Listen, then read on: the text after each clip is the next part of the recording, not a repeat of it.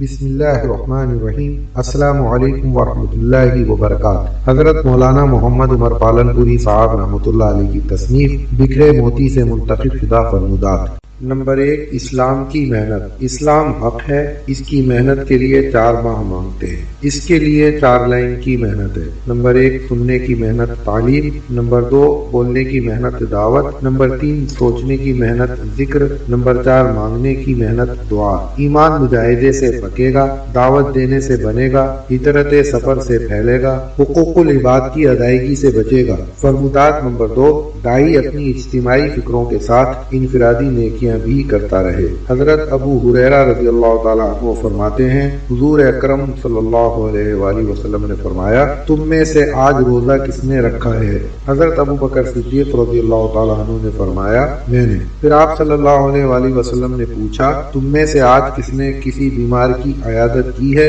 حضرت ابو بکر صدیق رضی اللہ تعالیٰ عنہ نے کہا، میں نے۔ پھر حضور اکرم صلی اللہ علیہ وآلہ وسلم نے پوچھا، تم میں سے آج کون جنازے میں شریک ہوا؟ حضرت ابو بکر صدیق رضی اللہ تعالیٰ عنہ نے کہا، میں۔ پھر آپ صلی اللہ علیہ وآلہ وسلم نے پوچھا، آج کس نے کسی مسکین کو کھانا کھلایا ہے؟ حضرت ابو بکر صدیق رضی اللہ تعالیٰ عنہ نے کہا، میں نے۔ حضور اکرم صلی اللہ علیہ وآلہ وسلم نے فرمایا، جو آدمی ایک دن میں یہ سارے کام کرے گا وہ جنت میں ضرور جائے گا۔